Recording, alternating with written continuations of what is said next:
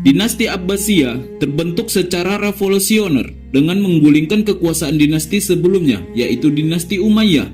Terdapat beberapa faktor yang mendukung keberhasilan pembentukan dinasti ini, diantaranya meningkatnya kekecewaan kelompok Mawali terhadap dinasti Umayyah, kemudian pecahnya persatuan antar suku-suku bangsa Arab, lalu timbulnya kekecewaan masyarakat agamis dan mereka berkeinginan memiliki pemimpin karismatik. Daulah Abbasiyah yang berkuasa selama 508 tahun dan diperintahkan oleh 37 khalifah telah mengalami pergeseran peran kekuasaan dari satu bangsa ke bangsa lainnya.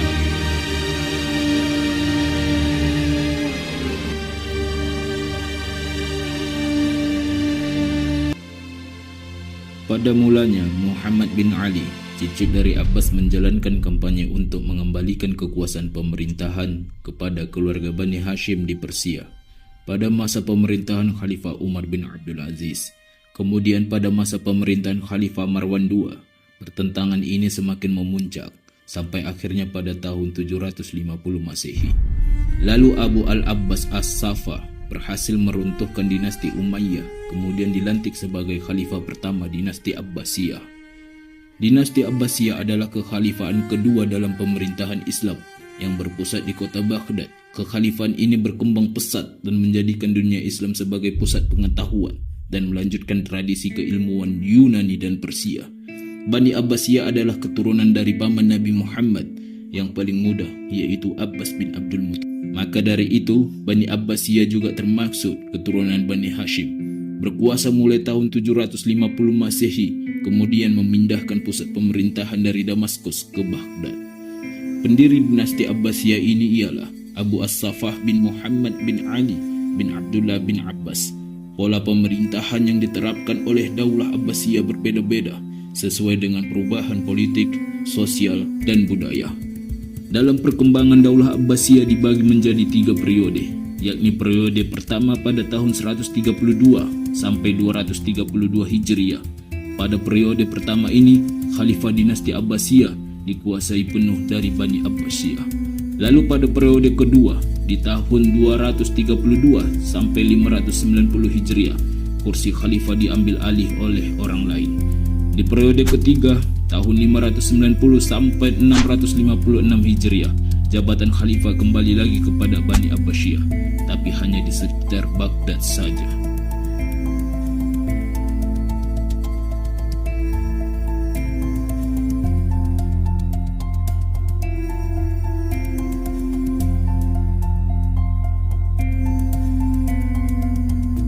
Bani Abbasiyah awalnya membentuk suatu gerakan yang bertujuan untuk mengkudeta Bani Umayyah.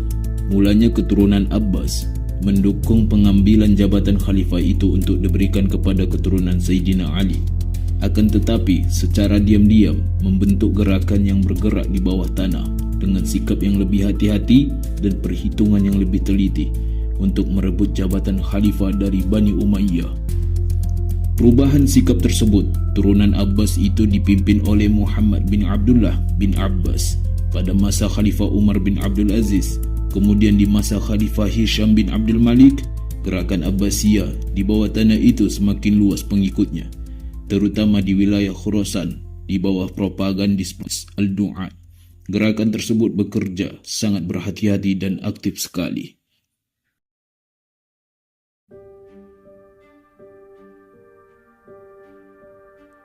Setelah berhasil mengambil alih kekhalifahan dinasti Umayyah, gerakan Abbasiyah terus menyingkirkan keturunan dari Bani Umayyah. Setelah dibunuhnya Marwan khalifah terakhir Bani Umayyah di Bushehr, Bani Abbasiyah masih terus mengikuti keturunan Bani Umayyah yang berada di Syam, Irak, dan Mesir.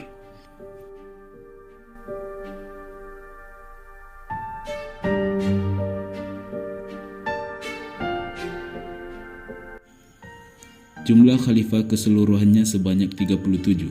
Akan tetapi, ada 4 khalifah yang di masa merekalah dinasti Abbasiyah merasakan kemajuan, baik itu ekonomi, budaya, dan ilmu pengetahuan.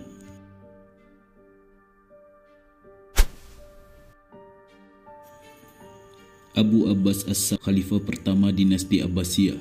Abu Abbas as-Saffah menjabat hanya selama 4 tahun saja.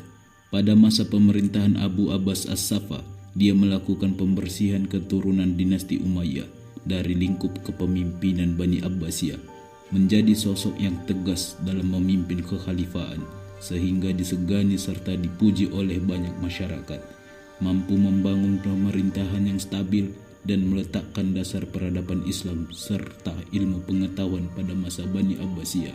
Sebelum wafat, Abu Abbas As-Safa sudah mewasiatkan saudaranya sebagai penggantinya, yaitu Abu Ja'far.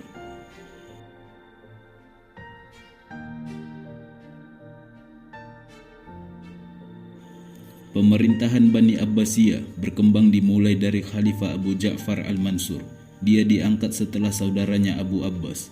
Di dalam pemerintahannya ada beberapa kebijakan yang dilakukannya, baik dalam politik maupun dalam pemerintahan.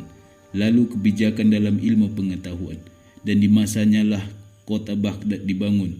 Kemudian dia menyingkirkan orang-orang yang menyimpang. Di masanya juga Bani Abbasiyah melakukan kepada luar negeri, membentuk lembaga tentara, penetapan sistem wazir, dan merubah sistem kekuasaan.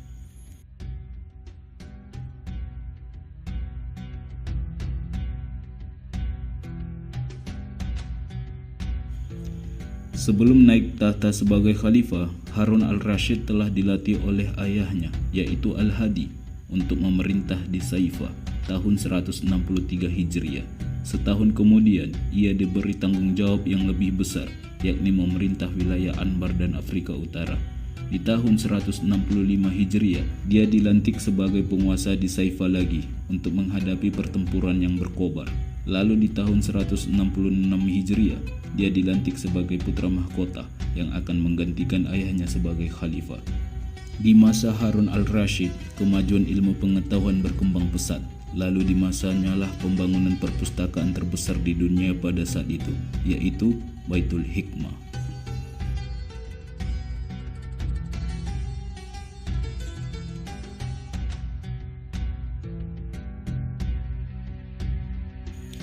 Al-Ma'mun lahir tahun 170 Hijriah di malam wafatnya Khalifah Al-Hadi, pamannya. Dalam masa pemerintahan Al-Ma'mun menghadapi berbagai rintangan. Orang-orang Arab marah terhadapnya dengan kemenangan yang diraihnya melalui kontak senjata yang digunakan oleh orang-orang Persia.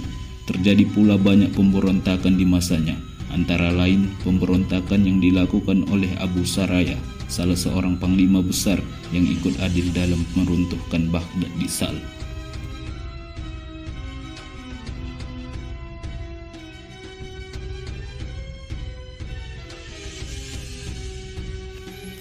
Dinasti Abbasiyah berkuasa selama 508 tahun. Dalam kekuasaan itu, banyak terlahir ulama-ulama yang masyhur hingga sekarang. Baik itu ulama-ulama fikih, yaitu Imam Hanafi, Imam Maliki, Imam Syafi'i, dan Imam Hambali.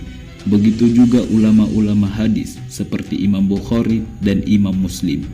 Dan ulama di bidang ilmu pengetahuan lainnya seperti Al-Khawarizmi yang merupakan bapak matematika yang penemu angka 0. Kemudian seperti Ibnu Sina yang bergerak di kedokteran. Al-Faribi, seorang ilmuwan filsuf muslim pertama yang menyelaraskan Islam dengan filsafat Yunani. Jabir Ibnu Hayyan yang ahli dalam pengembangan ilmu kimia. Dan ini membuktikan pada saat kekuasaan Bani Abbasiyah, kejayaan Islam dalam pandangan dunia.